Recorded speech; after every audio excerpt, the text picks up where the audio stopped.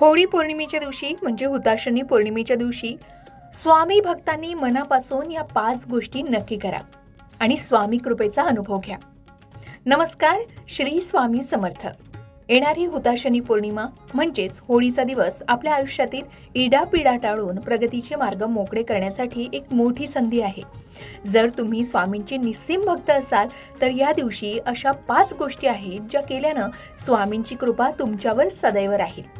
आजच्या व्हिडिओमध्ये आपण याच 5 खास गोष्टींबद्दल सविस्तर जाणून घेणार आहोत, म्हणून व्हिडिओ शेवटपर्यंत नक्की बघा.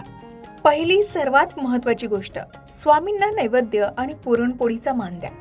होय, हुताशनी पौर्णिमेला घराघरात पुरणपोळीचा नैवेद्य बनवला जातो.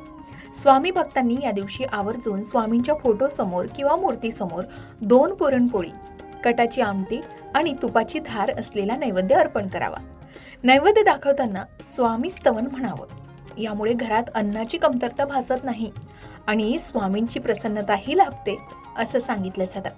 तुम्हीही होळीच्या दिवशी हा नैवेद्य दरवर्षी दाखवत असाल तर कमेंट करून सांगा आणि आपले अनुभवही शेअर करायला विसरू नका. दुसरी महत्त्वाची गोष्ट, श्री स्वामी समर्थ या मंत्राचा 108 वेळा जप. होय, होळीच्या दिवशी अग्नितत्वाचं महत्त्व जास्त असतं. शक्य असल्यास घराबाहेर किंवा होळीच्या ठिकाणी जाताना मनातल्या मनात श्री स्वामी समर्थ या मंत्राचा जप सुरू ठेवावा. जर तुम्हाला शक्य असेल तर घरी स्वामींच्या समोर बसून 1 माळ जप पूर्ण करावा किंवा 108 वेळा हा मंत्र जप करावा. हा जप तुमच्या मनातील भीती आणि नकारात्मकता जाळून टाकण्यास मदत करतो. तिसरी महत्त्वाची गोष्ट, तारक मंत्राचं पठण. स्वामी भक्तांसाठी तारक मंत्र हे सर्वात मोठे कवच आहे. म्हणून हुताशनी पौर्णिमेच्या दिवशी म्हणजेच होळीच्या दिवशी संध्याकाळी जेव्हा होळी प्रज्वलित होते त्या काळात घरात बसून किंवा होळी समोर उभं राहून किमान 3 वेळा तारक मंत्राचं पठण करावं. अशक्य ही शक्य करतील स्वामी या ओळींमध्ये ऊर्जा तुमच्या संकटांचा नाश करण्यासाठी पुरेशी आहे असं सांगितलं जातं आणि हे अनुभव बऱ्याच जणांनी अनुभवलेले आहेत. तुम्ही सुद्धा होळीच्या दिवशी तारक मंत्राचं पठण केलं असेल तर तुम्हाला आलेले अनुभव कमेंटमध्ये नक्की शेअर करा. चौथी महत्त्वाची गोष्ट, होळीला नारळ अर्पण करावं आणि प्रदक्षिणा कराव्यात. होळी पेटल्यानंतर तिची पूजा करताना स्वामींचं स्मरण करून 1 नारळ अर्पण करावा. होळीला 5 किंवा 11 प्रदक्षिणा आवर्जून घालाव्यात. होळीला प्रदक्षिणा घालताना आपल्या घरातील आजारपण, दारिद्र्य आणि वाईट दृष्ट या अग्नीत भस्म व्हावी अशी प्रार्थना स्वामींकडे करावी.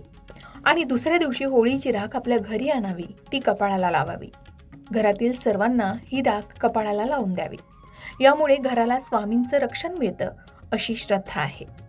त्यानंतर 5वी महत्त्वाची गोष्ट म्हणजे या दिवशी गरजू व्यक्तींना दान करावा, पण यात सेवाभाव असावा. श्री स्वामींनी नेहमीच आपल्याला गरजूंची सेवा करायला शिकवलंय. हुताशनी पौर्णिमेच्या दिवशी एखाद्या गरजू व्यक्तीला थोडे धान्य, गूळ किंवा शक्य असल्यास जेवण द्यावं. हीच खरी स्वामी सेवा आहे.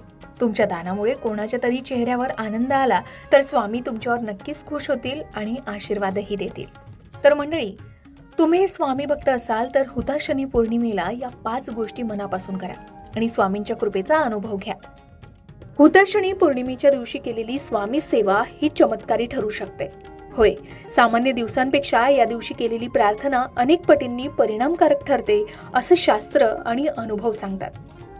यापैकी कोणत्या गोष्टी तुम्ही दरवर्षी होळीच्या दिवशी करता आणि त्याचे तुम्हाला काय अनुभव आले हे कमेंट करून नक्की शेअर करा. तुम्हाला हा व्हिडिओ आवडला असेल तर लाईक करा आणि कमेंटमध्ये श्री स्वामी समर्थ लिहायला विसरू नका. अशाच आध्यात्मिक माहितीसाठी आमच्या चॅनलला सबस्क्राईब करायलाही विसरू नका. श्री स्वामी समर्थ. अशाच प्रकारे सणावारा संबंधित व्रतवैकल्य असतील, उपासना असतील, पूजाविधी संबंधित आणखी काही माहिती तुम्हाला हवी असेल, त्याचबरोबर वास्तुशास्त्र, ज्योतिषशास्त्र, अंकशास्त्र यांसारख्या विषयावर तुमच्या मनात काही शंका असतील तर त्या कमेंट बॉक्समध्ये नक्की विचारा. शिवाय तुम्हाला आणखीन कोणत्या विषयावरचे व्हिडिओ ऐकायला आवडतील ते सुद्धा कमेंट करून सांगा. या संबंधित संपूर्ण मार्गदर्शन तुमच्यापर्यंत पोहोचवण्याचा आमचा हा प्रयत्न आहे, तेव्हा कमेंट नक्की करा. अशाच प्रकारच्या माहितीपूर्ण व्हिडिओसाठी लोकमत भक्ती चॅनलला नक्की सबस्क्राईब करा आणि बेल आयकॉनला क्लिक करा, म्हणजे आमच्या नवनवीन व्हिडिओचं नोटिफिकेशन तुम्हाला मिळत राहील. तसेच योग्य आध्यात्मिक मार्गदर्शनासाठी लोकमत भक्तीच्या फेसबुक पेज आणि इन्स्टा पेजला लाईक आणि फॉलो करायला विसरू नका.